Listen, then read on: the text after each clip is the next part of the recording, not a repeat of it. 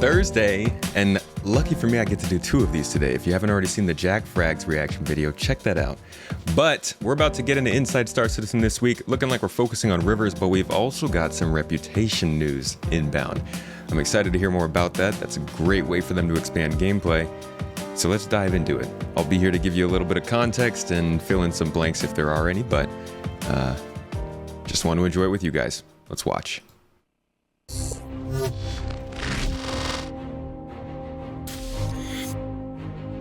Rivers are more than just water. They're a place to explore. And fish. They're a place to find harvestables that you can pick up. And swim. They're a place where everything is amplified versus the surrounding terrain. And the very first river will be in 317 through the hills of Very Microtech. first river. So we're probably only going to get 1, it sounds like. Proof of concept. Since this time last year, we started to take rivers from what was a pretty tech demo to something we could release.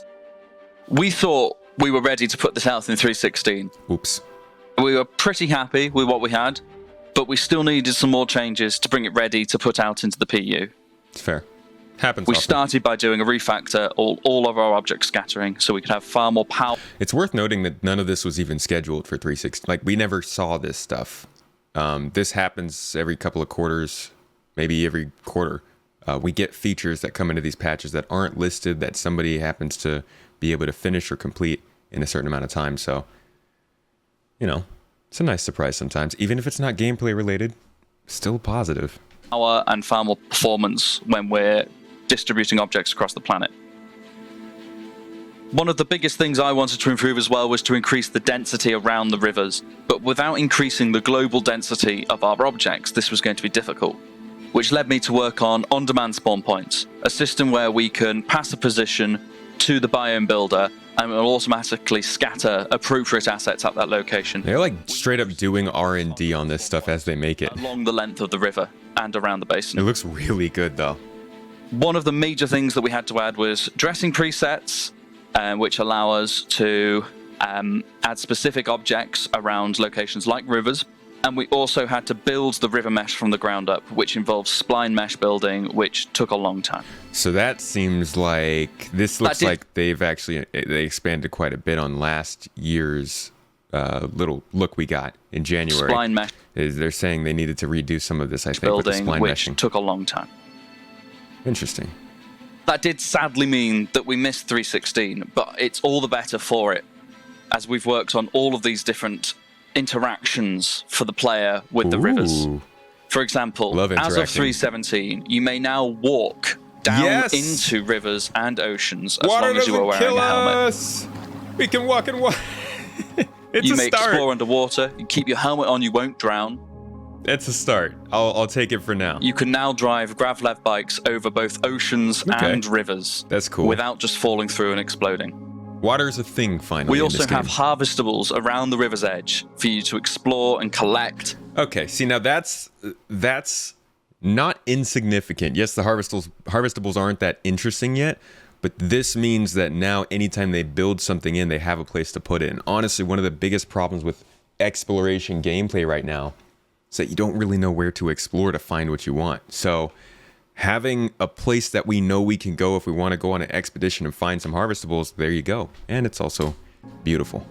We also did a rework of our water caustic system, meaning that there are water caustics thrown by the river and its basin, both onto objects above the water, like your ship or trees or rocks, and onto the surface below. I'm down for that. It's, you know, it's small. Planet content team haven't had a full chance to take a visit of the oceans yet, so while there are assets down there, you can expect improvements in coming patches. The next big improvement to rivers is going to be fizz areas, so you can throw things into the river and watch them flow down. Sounds like boats. As well as work on the foliage shader, which is going to create more varied and seasonal foliage across our planets. Can you believe that? They're already working on seasons because the Earth, the planets are going to orbit the star. Jeez. As well as just the rivers. In the future, what I want is for an artist to be creating a planet and say, okay, I'm happy with the elevation, let's create a river system, and for it to be done. And we're not quite at that stage yet. Each river is maybe 1 or 2 clicks, but it needs to be hundreds of rivers per planet It's not very many without clicks. even thinking about it. So at this point, it's not for a fact that they can't put more rivers on the planet. It sounds like they really just want to put this in to test it and see how it performs. Because if they're just 1 or 2 clicks, it's either, you know, a performance thing or this is just an alpha implementation to test it thing. The river in 317 doesn't have any missions or QT markers to find it with, so you will have to go exploring to find it. Although hopefully this video has been a help. You use that singular river again. River tech is more than just adding running water to the surface of our planets and moons. It's the collective gathering of mesh and shader, erosion and foliage, traversal over, under, and walking through the underwater. surface. And it's the harbinger of things like lava fields and roads and so much more. Oh. And up next on this week's show, a look at upcoming efforts to improve our reputation and hostility systems in Alpha 317 and beyond. This is big. Reputation is one of the most... Oh, yeah. That wasn't very pleasant. That wasn't very... I don't know. Reputation is a huge thing for gameplay, progression, for differentiating play experiences. I really hope this isn't just something small. I hope this is a good foundation for the reputation system. Let's see what they've got. Also, where's my joke, Jared? We just got done running Ninetales, Xenothreat, and Jump Town. You seem to be really enjoying these dynamic events. They were cool. You're running bounty missions, you're running assassinations, all these things, and we're really excited about that. As a designer, it's pretty difficult to look at these and not see all the little things that we can do to make this better, to make these not just good, but great. I bet. And in order to do that in the near future, we're going to be implementing some new features into the reputation and hostility systems. All right, what you got for me? Give me something good. With the current reputation system, all of your relationships to NPCs are static. That means that essentially you can't become friends with the criminals and you can't become enemies with the law enforcement. In addition, if you shoot someone, just a single bullet can make it so that everyone around you suddenly starts raining hell down upon you. This happened on the stream this week. They just freaking turn on you from one bullet. Come on, who does that in real life, right? And that can be a pretty awful experience. We're going to be looking to address that in a multitude of ways. We're going to be looking to have reputation start driving hostility. So essentially, how NPCs react to you and how you see them. As you become more and more friendly, build up that affinity with NPCs of a certain organization, they will begin to shift their opinion of you. You can actually do missions or content for Ninetales, and if you get to a certain point in their bar, they will stop shooting at you and start just letting you go by, and then eventually even start protecting you. You can basically, come on, that's an alliance with Ninetales right there. You can literally start forming alliances with pirate groups. This is going to diversify gameplay so much, and it's just in time for Pyro too. This is good. By the same measure, if you start attacking law enforcement or committing too many crimes, after a certain point, Crusader Security is going to start hunting you down and attacking you on site instead of waiting for you to commit a crime. This is something that I believe somebody in InfoRunner's chat was talking about. The crime stack going away and using more of a gradient to understand what your relationships are with everybody. They're going to have to come up with some kind of icons for each division or company on your screen. But this adds a lot of fluidity to how we're going to be interacting with security, with the Navy, with bounty hunters. This is really good stuff. I was hoping this was going to come in the initial implementation last year, but it's good we're getting it now. On the side of making it so that people don't attack you when you just fire a single bullet, we're looking at in the slightly more distant future where if you are in the green zone with a organization, if they really, really like you, then they actually have a larger threshold that you have to break over in order to cause them to want to attack you. Makes sense.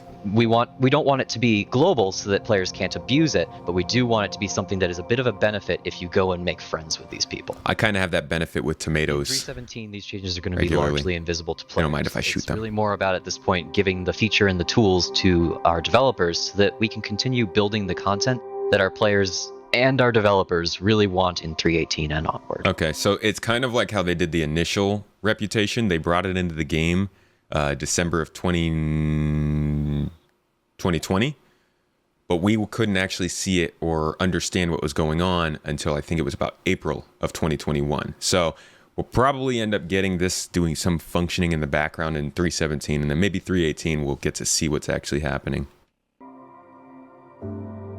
This content will enable us to, for instance, in Xenothreat, make it so that you can actually be on the side of the Xenothreat instead of just trolling other players.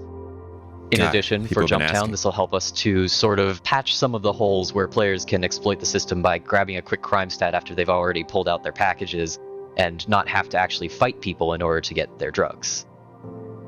This also enables us to take a lot of our existing content for the lawful side and make criminal missions, so that there is actually content in the game for criminals to do in the long term, not just with these events. These missions are so key, especially for Star Citizen this year. Supporters, you guys know what I'm talking about.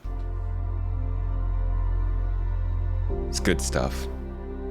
And of course, with additional dynamic events rolling out in the future, we can start building with this in mind from the start. This feature will allow us to say that this event is going to have this faction versus this faction, and players will be able to be on those sides in a much more permanent and invested fashion. It's good stuff. So what did we learn this week? Well, we learned that Microtech's First River is the next step forward in the systemic tools that will allow developers to bring more texture, hazard, and opportunity to Star Citizen's planets and moons. That the reputation system and its continuing development remain at the heart of enabling developers to create more meaningful and effective mission content. And that upcoming hostility changes means maybe I won't get punished so quickly when I turn a friendly hello into accidental, unintended friendly fire. Always unintended friendly fire. I just keep killing people. I'm sorry, everybody. This is a good one, though. The Planet Tech team, I gotta say, we see this kind of stuff where they make an alpha implementation, they run it, they put it in the game, they test it, and then they expand on it. Nobody else is better than this than the Planet Tech team, in my opinion. They've done it with planets, with moons, with caves, with just all the stuff that goes into that stuff. And it's not gameplay related. It builds the areas for the gameplay to be shown off, which is important. But I know a lot of people don't care about this. It's not gameplay. That's fine. This is a positive, though. The Planet Tech team is always on top of their stuff. They're always progressing. And it just shows that we don't have to worry about at least that side of development.